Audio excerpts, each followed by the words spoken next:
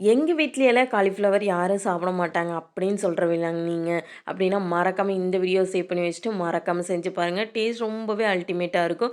சாதத்துக்கா இருந்தாலும் சரி, சப்பாத்திக்கா இருந்தாலும் சரி ரொம்ப டேஸ்ட்டு சூப்பரா இருக்கு. எப்படி செய்யணும்னு சொல்லி பார்த்துரலாமா? கடாயில ஆயில் ஆட் பண்ணிக்கோங்க. 3 வெங்காயம், 2 தக்காளி ஆட் பண்ணி வதக்கி விட்டுட்டு, ஒரு 10 முந்திரி, கொஞ்சமா பட்டை, கிராம்பு, சோம்பு ஆட் பண்ணி இதையே நல்லா வதக்கி எடுத்து அரைச்சு எடுத்து வச்சுக்கோங்க.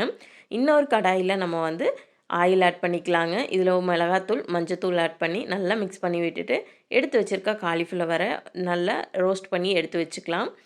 அதே கடாயில ஆயில் ஆட் பண்ணிவிட்டு நம்ம அரைச்சி வச்சுருக்க பேஸ்ட்டு, அதுக்கு தேவையான அளவு தண்ணி ஆட் பண்ணிக்கலாங்க. இப்போ மிளகாய்த்தூள், மஞ்சள் தூள், அதுக்கப்புறமா வந்து கரம் மசாலா ஆட் பண்ணி நல்லா கலக்கி விட்டுக்கோங்க. உப்பு ஆட் பண்ணி கலக்கி விட்டுட்டு, இதையே ஒரு 10 நிமிஷம் வந்து கொதிக்க விடுங்க. கொதிக்க விட்டதுக்கப்புறமா காலிஃப்ளவரை ஆட் பண்ணி மூடி போட்டு ஒரு 10 நிமிஷம் வேக விட்டிங்கன்னா, இந்த மாரி சூப்பரா வெந்து வந்துரும். கடைசி கொத்தமல்லி தழை தூவி இறக்குனா ரெடி.